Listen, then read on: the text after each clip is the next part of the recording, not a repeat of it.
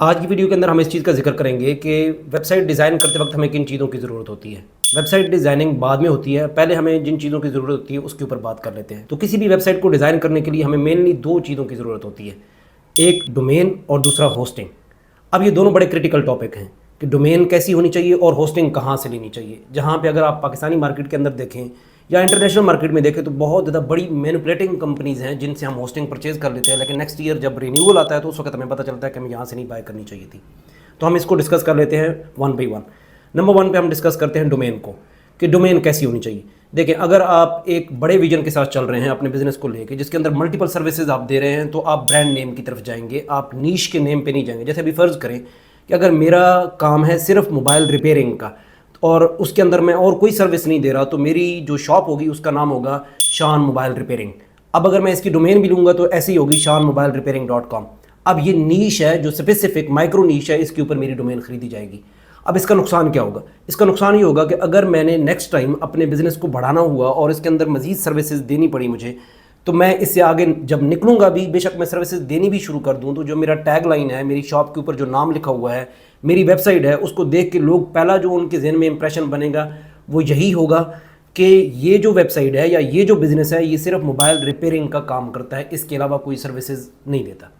लेकिन अगर मेरा विजन बड़ा होगा और मैं कहूँगा जब भी मैं बिज़नेस स्टार्ट करने लगूंगा कि अभी मैं माइक्रो नीश से स्टार्ट कर रहा हूँ, लेकिन मैं वक्त के साथ साथ इस बिज़नेस को बढ़ाऊंगा और इसके अंदर सर्विसेज ऐड करूँगा, तो अब जो है मैं इसका जो नाम रखूँगा वो इस तरह का होगा, शान टेलीकम्युनिकेशन या शान कम्युनिकेशन या शान टेक्नोलॉजीज या शान मोबाइल सर्विसेज। तो अब जो है इसके अंदर मैं बहुत कुछ बेच सकता हूँ, बहुत कुछ रिपेयर करके दे सकता हूँ, तो ये सब कुछ इसके अंदर आ जाएगा। वो एक अम्ब्रेला बन जाएगा जिसके अंदर आप बहुत कुछ डील कर सकते हैं। तो जब आप डोमेन नेम की सिलेक्शन के अंदर जाएँ तो आप पहले अपना विजन क्लियर कर लें कि आप छोटा बिजनेस स्टार्ट करना चाह रहे हैं, माइक्रो नीश के अंदर रहना चाह रहे हैं, या मैक्रो के अंदर जाना चाह रहे हैं, या ब्रॉड नीश के अंदर जाना चाह रहे हैं। तो पहले तो आपने डोमेन नेम को सेलेक्ट करना है। अब आपने डोमेन बाय कहाँ से करना, अब हम देखते हैं कि डोमेन हम बाय कैसे करेंगे या डोमेन बाय कहाँ से करनी है। अगर तो आपको डोमेन और होस्टिंग के बारे में कुछ भी नहीं पता और आपने कोई बंदा हायर किया है, कोई वेबसाइट डिज़ाइनर हायर किया और उसको कहा है कि तुम ही बाय कर लो, अब यहाँ पे हम एक बड़ी मिस्टेक करते हैं और हम उसे कहते हैं कि हम तुम्हें पैसे दे रहे हैं, तुम डोमेन जो है वो ख़रीद लो। अब वो जब डोमेन ख़रीदेगा तो वो अपनी ही आईडी से ख़रीदेगा, ये जो ऑनरशिप आएगी उसकी डोमेन की वो भी उसी के नाम पे आएगी, या जो रजिस्ट्रार होगा जिससे आप ख़रीद रहे हो उसकी ऑनरशिप में ये डोमेन चली जाएगी। नेक्स्ट में जब आपका बिज़नेस बड़ा होगा और ये रजिस्टर होगा और डिफरेंट जगहों पे हमें ज़रूरत पड़ेगी अपनी डोमेन की ऑनरशिप की, तो उस वक्त हमें मसले आएंगे कि ये डोमेन तो हमारी ऑनरशिप में है ही नहीं। तो डोमेन ख़रीदने का सबसे बेहतरीन तरीका ये है कि अपनी ईमेल आईडी का यूज़र आईडी और पासवर्ड दें अपने डेवलपर को, अपने डिज़ाइनर को, और उसको कहें कि तुम डोमेन ख़रीदो इस आईडी के ज़रिए।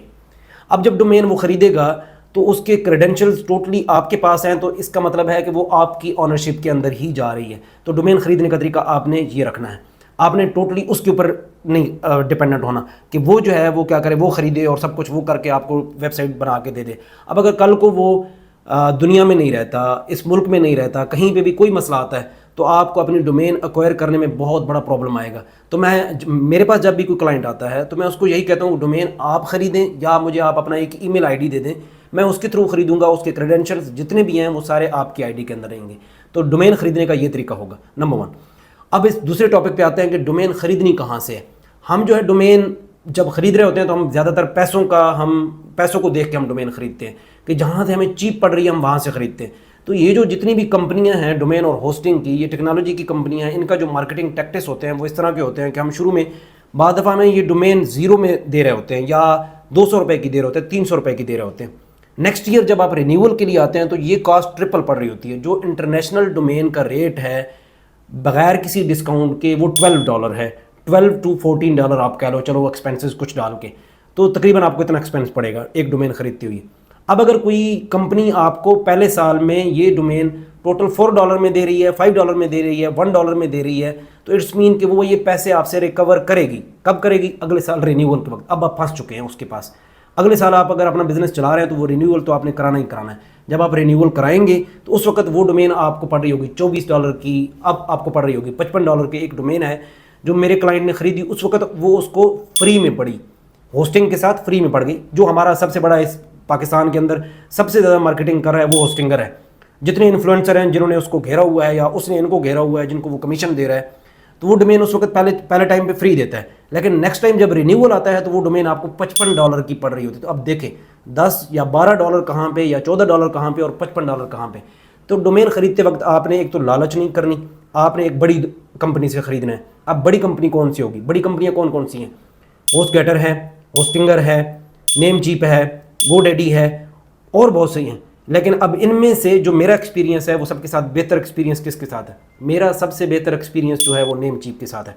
गोडैडी मैं अब यहाँ पे इस वीडियो के अंदर हम अगर उसके डी फेम में बात करें तो प्रॉब्लम हो सकती है, लेकिन मैं इसको दुनिया की सबसे बड़ी मैनिपुलेटिंग कंपनी समझता हूँ कि इसके पास आप डोमेन खरीद लो, निकलना आपके लिए वबाल है पूरा। मैं 2014 से अपने क्लाइंट्स की डोमेन्स इसके पास रख के बैठा हूँ। जब भी रिन्यूअल की बारी आती है तो मेरा अकाउंट ही लॉगिन नहीं होता, यानी वो वाला महीना जिसमें रिन्यूअल आई होती है उस वक्त अपना अकाउंट लॉगिन करना ही सबसे बड़ा प्रॉब्लम हो रहा होता है। तो आप डोमेन इनके पास से शिफ्ट ही नहीं कर सकते और वो डोमेन की आप डबल प्राइस हर साल पे कर रहे होते हो। ये मैं गोडैडी का जिक्र कर रहा हूँ। तो जो सबसे आसान और जो पहले दिन रेट है या पहले साल जो रेट मिला वो अगले 4 सालों को भी मुझे वही रेट मिल रहा है, वो मिल रहा है मुझे नेमचीप से। अब मैं होस्टिंगर को क्यों रिकमेंड नहीं करता? होस्टिंगर का भी यही प्रॉब्लम है, पहले साल में आपको फ्री डोमेन मिलेगी, अगले साल में आपको $55 की वही डोमेन मिल रही होगी।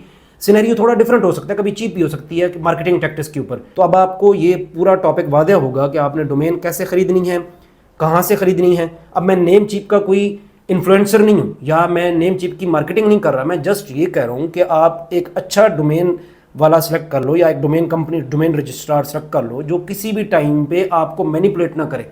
आप अगर निकलना चाहो तो चुप करके आराम से वहाँ से निकल के किसी दूसरे की तरफ माइग्रेट कर लो। तो हम डोमेन इस तरीके से सिलेक्ट करेंगे नेमचीप के पास, या अगर कोई थर्ड पार्टी पाकिस्तान में है तो मैं पाकिस्तान में भी कुछ लोगों को रिकमेंड करता हूँ कि आप इनसे डोमेन खरीद लें। नेक्सस है, आप उससे खरीद लें। ऑफिस, लोकल ऑफिस इनका मौजूद होता है इधर, आप उनके ऑफिस में पहुंच जाते हैं। जब भी कोई आपका मसला होता है आप व्हाट्सएप पे उनको कांटेक्ट कर सकते हैं, आप गूगल माई बिजनेस के थ्रू उनको कांटेक्ट कर सकते हैं। ये जो बड़ी कंपनियां हैं इनको कांटेक्ट करना भी मसला हो जाता है, ठीक है। तो आपने कोई लोकल कंपनी सेलेक्ट कर लें, वो ज़्यादा बेहतर रहेगी आपके लिए। इस तरीके से आप डोमेन को बाय करेंगे। और जो पहला मैंने आपको बताया कि डोमेन की सिलेक्शन के अंदर आपने माइक्रो नीश की तरफ नहीं जाना, मैक्रो में जाना है, ब्रांड में जाना है और इन चीज़ों को आपने ध्यान रखना है।